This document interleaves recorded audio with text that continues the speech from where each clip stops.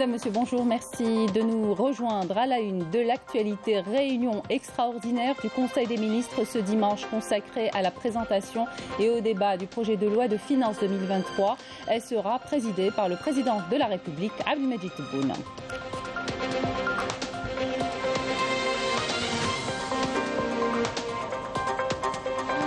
Journée nationale de la diplomatie. Pour l'Algérie, la diplomatie a été un instrument important qui lui a permis de faire entendre sa voix sur le plan international. Et au fil des années, Alger est devenue la plaque tournante de la diplomatie régionale grâce à ses positions qui forcent le respect. On en parle dans un moment.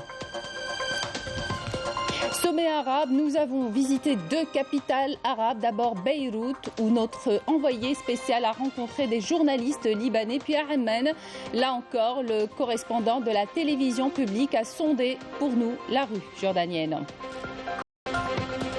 Et puis on terminera ce journal avec un concert de musique andalouse à l'Opéra d'Alger en célébration du Mawlid al-Nabawi Sharif animé par la cantatrice Lila Borsali.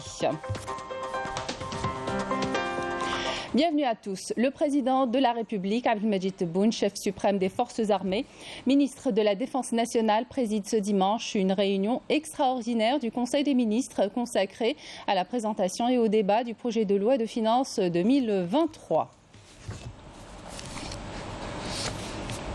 Journée nationale de la diplomatie célébrée hier.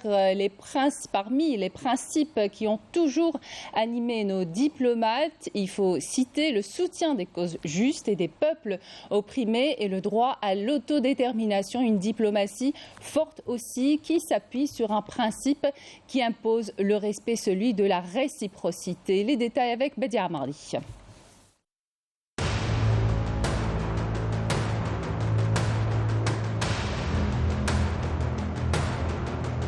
Née en pleine guerre de libération nationale, la diplomatie algérienne continue de jouer un rôle déterminant pour l'instauration d'un monde plus stable, plus sécurisé et en paix. La diplomatie a été pour l'Algérie un instrument important qui lui a permis de faire entendre sa voix sur le plan international. C'est d'ailleurs à Bandung, en Indonésie, en avril 1955, que le combat du peuple algérien pour sa liberté et son indépendance a été porté pour la première fois à la connaissance de l'opinion publique internationale. Une étape cruciale qui finit par donner ses fruits avec l'organisation d'un référendum d'autodétermination en 1962, consacrant ainsi l'indépendance de l'Algérie. Les succès de la diplomatie algérienne se sont enchaînés après l'indépendance. L'Algérie, fidèle à ses principes, a été d'un grand soutien au mouvement d'indépendance dans le monde et œuvré depuis toujours à régler les crises internationales et défendre le droit des peuples opprimés et plaide pour leur droit à l'autodétermination.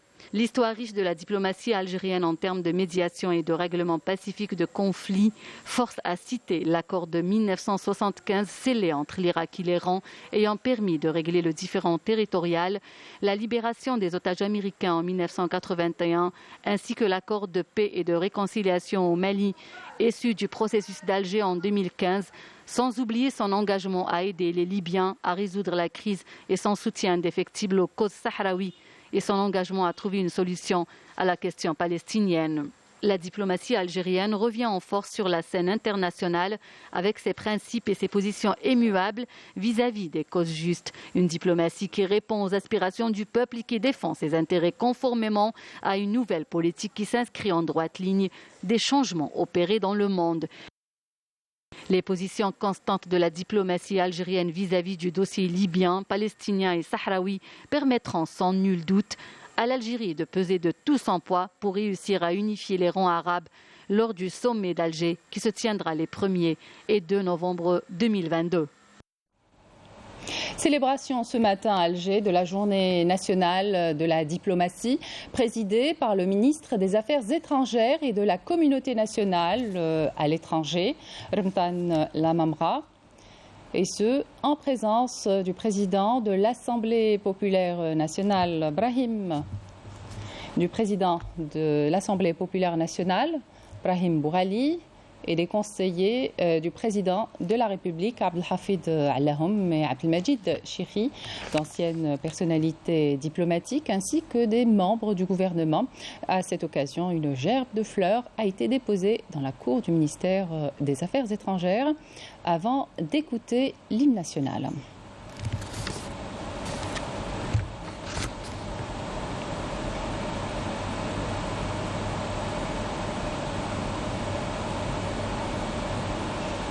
Sommet arabe, comme chaque jour, on vous emmène dans une capitale arabe, à Beyrouth, au Liban. Notre envoyé spécial, Amel Bouarba, a rencontré des journalistes libanais qui lui ont parlé de leurs préparatifs pour couvrir le prochain sommet arabe d'Alger. Ils ont exprimé aussi leurs attentes de ce sommet. Regardez. Près d'une vingtaine de journalistes et techniciens représentant des chaînes de télévision libanaises ont obtenu jusqu'à maintenant leur accréditation pour couvrir le sommet arabe prévu à Alger le 1er et 2 novembre prochain. Ce sommet revêt une importance capitale car il est abrité par l'Algérie, un pays qui a une grande réputation et qui est connu pour ses positions immuable en faveur des causes justes.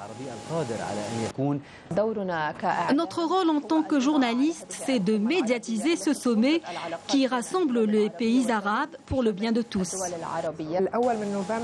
En tant que journalistes libanais, nous sommes entièrement mobilisés pour couvrir ce sommet qui se tient à une date symbolique qui est le 1er novembre, date du déclenchement de la glorieuse révolution algérienne, et qui est mieux placé que l'Algérie pour défendre l'intérêt des peuples arabes. Ce sommet constitue un rendez-vous incontournable compte tenu de la conjoncture mondiale et régionale. Et je pense que l'Algérie a un rôle majeur à jouer dans ce contexte. Les journalistes libanais que nous avons rencontrés se sont dit mobilisés pour assurer une couverture médiatique performante de ce sommet. La télévision libanaise est mobilisée pour couvrir ce sommet présidé par le chef de l'État algérien, Abdelmajid Tebboune. La télévision libanaise est la seule autorisée à transmettre aux télévisions libanaises privées les travaux du sommet arabe en partenariat avec la télévision algérienne dans le cadre de l'ASBU. Un sommet arabe qui revêt ainsi une importance médiatique de la part des journalistes libanais qui confirment que toutes les facilitations leur ont été accordées par l'Algérie. De Beyrouth à Amman, où le correspondant de la télévision publique, Salim Hamadi, a sondé pour nous la rue jordanienne. Commentaire Rina Lerari. Le sommet arabe qui aura lieu le 1er et 2 novembre prochain en Algérie revêt d'une importance majeure pour le peuple jordanien qui estime que c'est l'occasion de se pencher sur les préoccupations des peuples arabes et de renforcer les liens les unissant. Nous souhaitons que durant ce sommet, la cause palestinienne soit abordée. Nous espérons que ce sommet soit l'occasion de raffermir les relations entre tous les pays arabes et musulmans. Les journalistes mobilisés pour la couverture médiatique affirment de leur côté qu'il s'agit d'un événement historique qui va se dérouler dans des circonstances particulières et cruciales. L'Algérie est un pays unificateur du monde arabe. En témoigne sa position avec les causes justes. À travers ce sommet, nous espérons trouver des solutions pour les causes communes et les problèmes qui règnent au sein des pays arabes.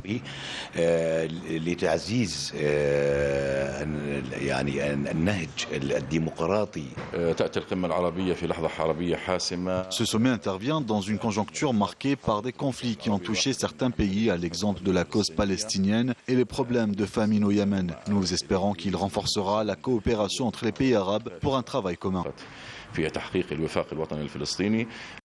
Les étudiants, éléments clés pour le développement de toute nation, accordent eux aussi un intérêt particulier à cet événement. Plusieurs sujets seront traités durant le sommet arabe à Alger, notamment en ce qui concerne la sécurité, l'économie et la politique. La population dans le monde est majoritairement composée de jeunes qui n'attendent que l'opportunité pour démontrer leurs capacités.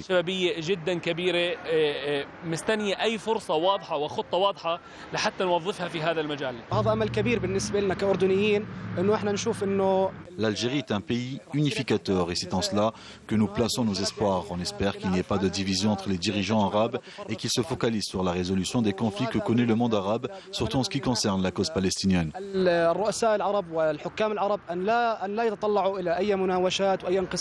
Le peuple jordanien place de grands espoirs sur l'organisation du prochain sommet arabe. Il souhaite voir les décisions prises se concrétiser sur le terrain. Et puis cette information, les délais du 6e recensement général de la population et de l'habitat ont été prolongés jusqu'au 16 octobre. C'est ce qu'a annoncé hier le ministère de la Numérisation et des Statistiques. Ce recensement qui mobilise pas moins de 53 000 agents revêt une importance nationale qui se traduit principalement dans la mise à disposition de données détaillées permettant l'élaboration de politiques et des programmes de développement prometteurs et ce pour une couverture optimale des besoins croissants de la population. L'opération est la 6e depuis l'indépendance et pour la première fois, elle aura recours à des moyens technologiques modernes. Direction Constantine à présent, dans une usine de production de mobilier scolaire et universitaire. L'unité que nous allons découvrir se charge de l'aménagement des salles de cours, des bureaux et des résidences avec du mobilier fabriqué localement. Depuis son entrée en exploitation, l'unité a embauché plusieurs dizaines de jeunes et alimente l'Est, l'Ouest, mais également le Sud du pays. Marim Damis. Défi relevé par cette usine de fabrication de mobilier scolaire et universitaire située dans la wilaya de Constantine qui, grâce à une main-d'œuvre jeune issue de la formation professionnelle, a pu imposer son produit sur le marché national. Notre entreprise a été fondée en 2004. Notre spécialité est la fabrication du mobilier scolaire et universitaire, à savoir les bureaux et les étagères pour bibliothèques. Notre principal but est d'augmenter notre capacité de production sans réduire la qualité de notre production.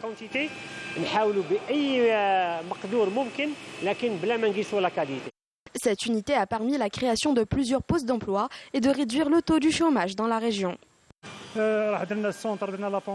J'ai suivi une formation professionnelle, ce qui m'a permis par la suite d'intégrer cette unité qui se développe de jour en jour. Je souhaite transmettre mon savoir-faire aux futures générations.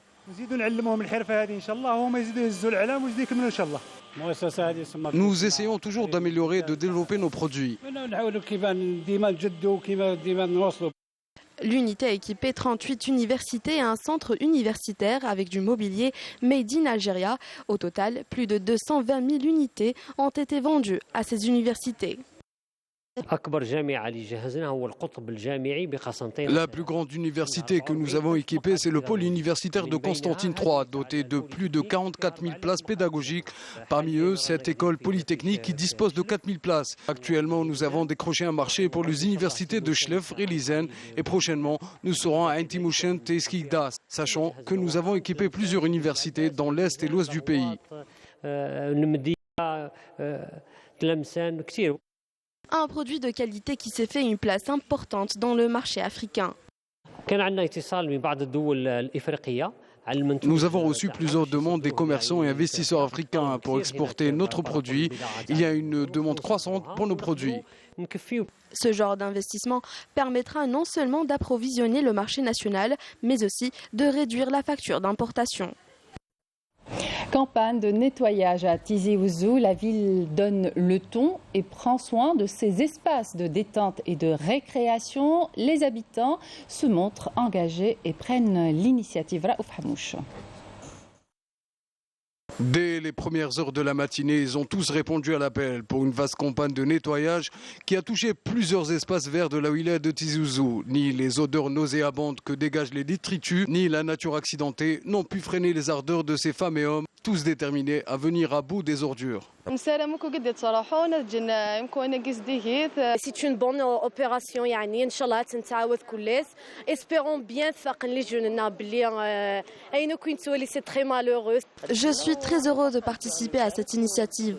À travers ce type d'initiative, nous souhaitons que tous les citoyens soient plus engagés pour la propreté des espaces verts. On se dit que c'est nous qui avons fait ça. C'est les êtres humains qui ont fait ça. Donc on veut sensibiliser les gens pour ne pas refaire les bêtises qui m'aident. Sensibiliser les citoyens pour des villes propres, Tizi Ouzou donne le temps et passe à l'action à travers ces grandes campagnes de nettoyage périodique. L'objectif étant de faire prendre conscience à la population l'importance de la préservation de l'environnement. Que Dieu les protège. Nous souhaitons plus de propreté dans nos villes. Il faut au minimum inculquer aux gens certains automatismes et gestes écologiques. C'est une très belle initiative. Nos espaces verts ont besoin de ce genre d'opération d'embellissement et de nettoyage. Cette journée très chargée prend donc fin avec un sentiment de satisfaction absolue. À l'étranger, le président du comité arabe de solidarité avec le peuple sahraoui, Mahmoud El-Saleh, a réaffirmé qu'il n'existe aucune alternative à l'accès du peuple sahraoui à son droit à l'autodétermination, à l'indépendance et à la liberté, mettant l'accent sur la nécessité de respecter ce droit. Mahmoud El-Saleh a souligné également l'importance de l'adhésion du comité à la communauté internationale en vue de concrétiser une plus grande efficacité dans l'opération d'accélération de l'activation de la décision internationale relative à la décolonisation du Sahara occidental. En Suisse, l'association Bennett Seria, où les filles de la Seria organisé vendredi des manifestations de solidarité avec tous les détenus politiques dans les prisons marocaines devant le siège du Haut Commissariat des Nations Unies aux droits de l'homme à Genève. La représentante du Front Polisario à Genève, Oumeima Mahmoud Abd Salem, a exprimé sa solidarité inconditionnelle avec tous les détenus politiques sahraouis, appelant toutes les organisations onusiennes et des droits de l'homme à intervenir en urgence pour les libérer sans aucune condition. 2 jeunes Palestiniens sont tombés en martyrs samedi sous les balles des forces d'occupation sionistes et 11 autres ont été blessés, dont 3 grièvement lors d'une incursion dans le camp de réfugiés de Jenin, au nord de la Cisjordanie occupée. L'exécution de ces 2 jeunes Palestiniens a été dénoncée par la présidence palestinienne et aussi par le ministère palestinien des Affaires étrangères, selon l'agence palestinienne de presse Wafa. Retour en Algérie avec du football, 2e tour préliminaire aller. Le CR Belouizdad affrontera ce soir les Maliens de Djoliba AC ce dimanche à partir de 17h à Bamako, avec l'objectif de ramener un bon résultat à l'occasion du match aller du 2e tour préliminaire de la Ligue des champions africaine. De son côté, l'USM Alger, 2e représentant algérien en Coupe de la Confédération africaine, vise à réaliser un bon résultat à Kara face au vice-champion de Togo, l'ASC Kara, en l'occurrence pour le compte du match aller du 2e tour préliminaire de la Coupe de la CAF. Et puis on termine avec ce concert de musique andalouse à l'Opéra d'Alger en célébration du Maoulid al-Nabawi al-Sharif, une soirée animée par la cantatrice à la voix suave Lila Borsali. Le spectacle, qui aura duré près de 90 minutes, a été placé sous le thème de Rouh al-Nufus. Reportage de Abdel Jabbar Ben Yahya, le commentaire est signé Mejda Jahmouna.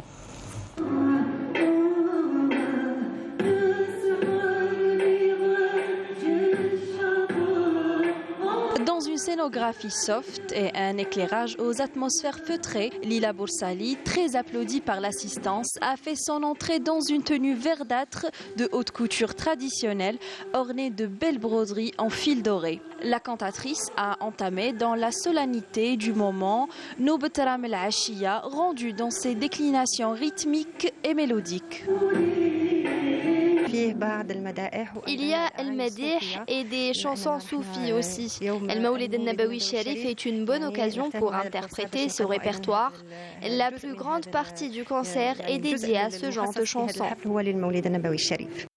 Dans une ambiance empreinte de convivialité, la cantatrice à la voix suave et étoffée éblouit son public séduit par l'interprétation d'un riche bouquet andalou. Une partie du concert a été consacrée au chant spirituel, à l'instar des pièces Hayaoun Zoro, Bin Mekaoul Medina et Zed Nabi, avec un ensemble de musiciens maîtrisant parfaitement la complexité des cadences irrégulières. L'Andalousie, c'est notre patrimoine. Toute la famille, donc du plus grand au plus petit, et je trouve que c'est une vraie diva et je la suis partout. L'Andalou, c'est un style qui change par rapport à ce les jeunes en termes d'instruments, en termes de mélodie. C'était très, très intéressant. Très très très belle ambiance.